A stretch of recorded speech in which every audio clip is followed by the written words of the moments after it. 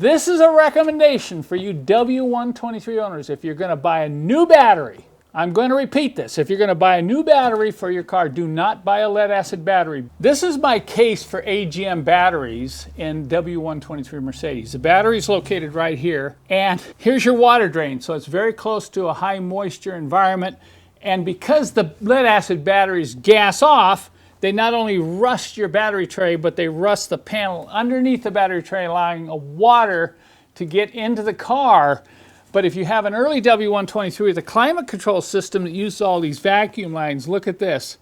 That battery gassing off, the fumes itself have rotted all these vacuum hoses. So this is my case, folks. If you have a W123, don't replace your battery with a lead acid battery. Get an AGM or a gel cell battery and eliminate that gas off problem, which creates this hose rot and battery tray rust problems.